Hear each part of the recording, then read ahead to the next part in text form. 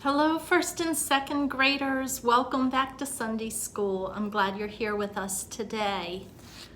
Let's start by going over today's verse. We'll just say it once together, and then we'll talk about it a little later in the lesson.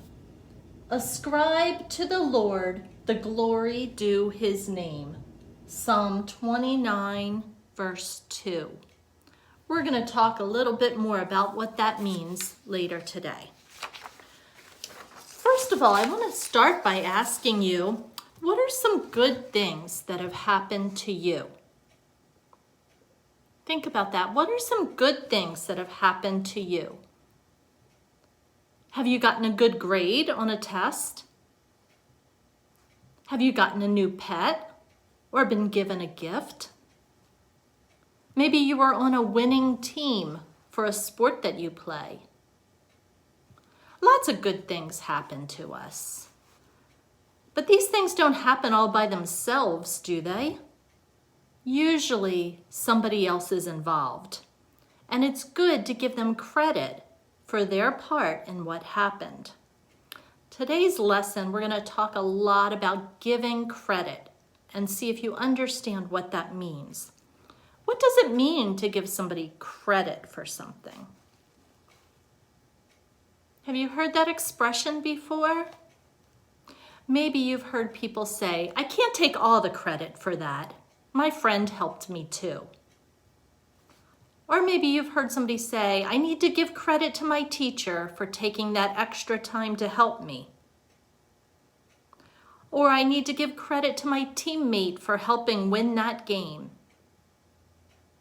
Hopefully you've heard that expression before. Giving credit to people is good and it is important too. We're going to start by looking at Lesson 8's paper where it says AllStar Team. Okay? We'll read it together and then it says, being an all-star player takes more than winning. Good players also know how to give credit to others. And in these circles, they want you to draw a smiley face or a sad face. A smiley face is for kids who are giving credit to other people. And a sad face is for kids who are not. So if you have that in your folder, get that out and you can draw the smiley faces or sad faces with me. Okay. So I'm going to hold it here and I'm going to read these with you.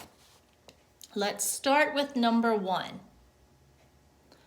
No one on the other team plays as well as I do. So is that boy, if he says that, if he says no one on the other team plays as well as I do, is he giving credit to other people or not? I don't think he is, so I'm going to draw a sad face. You can draw it any way you want. I put a sad face in that box.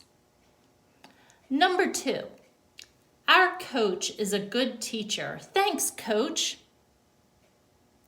When he says our coach is a good teacher, is he giving credit to the coach for helping? Sure he is. Let's draw a smiley face in that box. How about number 3? Everyone on our team worked together to win.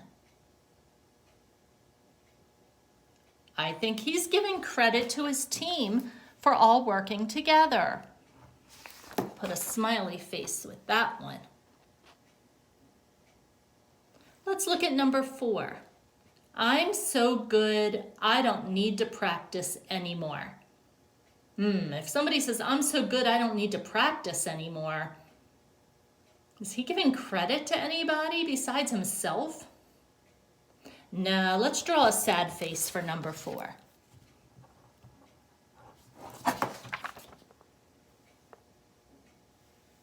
How about number 5? I'm the best player. Let me hold the trophy. Once again, not giving any credit. I'm going to draw another sad face. And the last one. God helped us play our best today.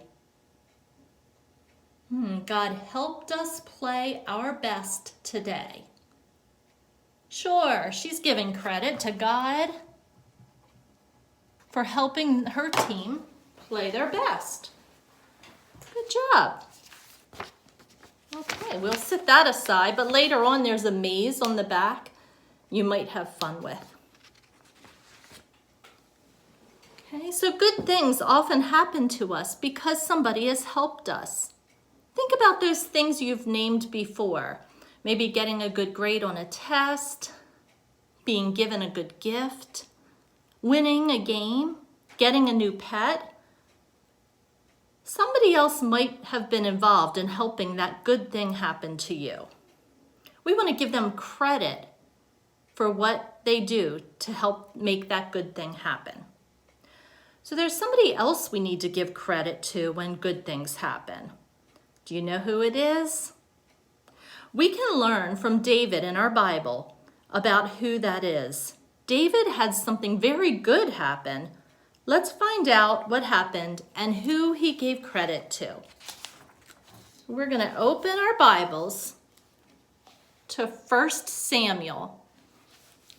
Okay, that's where our story comes from today. Actually, 2 Samuel, and there's many verses, and if you want to read them, you'll see them listed on the top of this Friends page, so you can look those up sometime. Okay, but I'm going to read you this story from your Friends packet if you want to get that out. You can follow along. Okay, let's talk about what we've learned about David so far. Well, so far we've learned that because King Saul was disobedient, God chose a shepherd boy named David to be the next king. We learned about when David defeated Goliath. We learned about how David played music for Saul to help him calm down and to win the battles. Actually, he played the music to help Saul calm down, and then he also went out and helped King Saul win battles. David became best friends with King Saul's son. Do you remember King Saul's son's name? We've learned about this guy. His name was Jonathan. Yes. And we also learned about how for years David had to run for his life because King Saul was after him trying to kill him. So today we're going to learn another story about David. Okay. So I don't know if you can see this. I'll hold it a little closer, but David's going to become king today. But we're going to find out how that happens. Okay.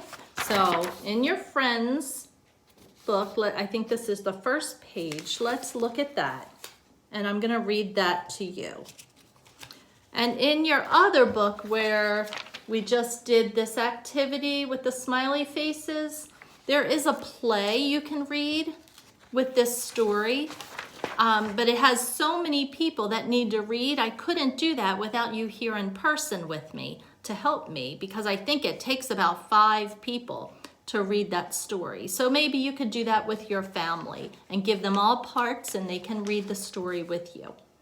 So for now, let's just look at this picture and we'll read about David. It's called The New King. God had promised that David would be king someday, but years went by. One day, King Saul was in a battle. He and his son Jonathan and other sons all died. Okay, I added the part about other sons because that is in the book of 2 Samuel, but it wasn't in this story. But King Saul and several sons died that day. David was sad to hear about King Saul, and he cried about his friend Jonathan.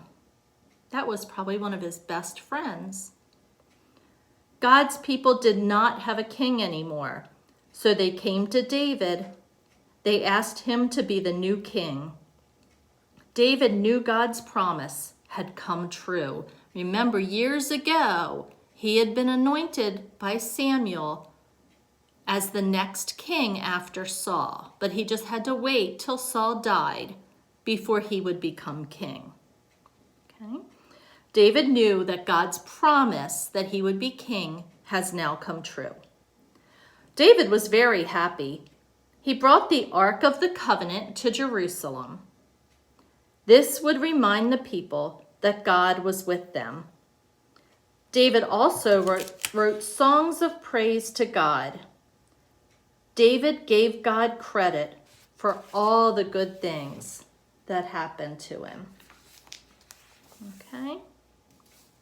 I'm going to read a few questions to you about our Bible story today. What happened to King Saul during this battle? He died, didn't he? He and several sons were killed in the battle against the Philistines. That's who they were fighting against. David did not kill him. It wasn't David trying to kill him in order to become king. David was patiently waiting when he would become king. So how did David feel about becoming king? Well, it tells us he was joyful and he was happy and very thankful. What good things could David give God credit for? When you think about giving God credit, what could David give God credit for? Well, he could give God credit for making him king, for helping him defeat the Philistines, for having the Ark of the Covenant back, for keeping him safe all those years when he was running from King Saul, and for keeping his promise, because God had promised that David would someday be king, and now he is. Now, we don't hear much about this in this story, but we know that David gives thanks to God. He had a parade that had music, and they celebrated, they danced, and they were bringing the Ark of the Covenant back to the tent of worship. He also gave offerings to God and gifts to the people. Okay, those are some ways that David gave thanks to God. Have you learned about the Ark of the Covenant? Let me tell you a little bit about that. I don't know if it's in this picture. I don't see it in our pictures today, but the Ark of the Covenant was a special box that had been with the Israelites for hundreds of years. It was a symbol or a reminder of God's presence, and it was kept in the tabernacle, a special tent of worship. It had been kept in another town during King Saul's reign. So David, as they were moving it, they were praising God, they were dancing and celebrating and giving God the credit. Okay? So when we look at our Bible verse for today, ascribe to the Lord the glory due his name. It sounds pretty fancy, but what it really is saying is to give the credit to the Lord. Okay? Give God the glory and the honor and the praise due his name. Ascribe to the Lord the glory due his name. He gets the credit. Can you say it with me one more time? Ascribe to the Lord the glory due his name. Good job. Let's see what other activities you have. If you open your friend's book, okay, so you're going to open this booklet up. You'll see this page that has a story. I thought I'd read it to you because I liked this story about giving credit. Okay, so I'll hold the picture here so you can look at the kids while I read the story, or you could read along. Lily and her friends gathered in her yard. Guess what, Lily said. I got my grade for that big math test, and I did really well. That's great, Lily, said Maya. Yes, I did great, Lily boasted. I just whizzed through that test. I guess I'm good at math after all. Lily's friends were quiet for a minute. Lily, said Maya, we're glad you got a good grade, but you had a little help, you know. What do you mean? Asked Lily. I'm the one who took the test, and I didn't cheat. Well, I mean your mom helped you study, said Maya, and you and I did our homework together. Maybe you should give some credit to other people. That's right, said Carter. You had asked us to pray for you, so we did. God answered your prayers. He helped you remember what you learned. Maybe you should give God credit too. Lily thought about that. I guess you're right, she said. I couldn't have done it without your help or without God's help. I should thank him. I have an idea, Carter said. Let's have a parade of thanks to God. Good idea, Lily said. Everyone joined in. They made a banner and had streamers. They marched up and down the sidewalk. This is a fun way to thank God, said Lily. You all get credit for this great idea. It's a good reminder, isn't it, children? That sometimes when we think we've done something really good, that we should take a moment and think, how did that come about? Did other people help us for that good thing to happen? We can thank the other people, your parents or friends or whoever helped you, and we can always thank God because he is always helping us to do things in life. Okay? So let's take a moment and pray as we end, okay? Take a hand, give a little clap. Take a hand, and fold them just like that. Dear God, we just want to give you credit for all the good things that happen. We see that David gave you lots of credit, Lord. He sang praises to you. And they walked along carrying the Ark of the Covenant, and they were just so happy and rejoicing and praising you for helping them.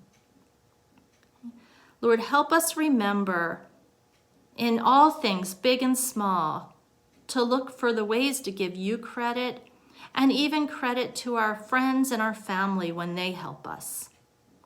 Thank you, Lord, for this true story from your word. Help us to learn from it this week.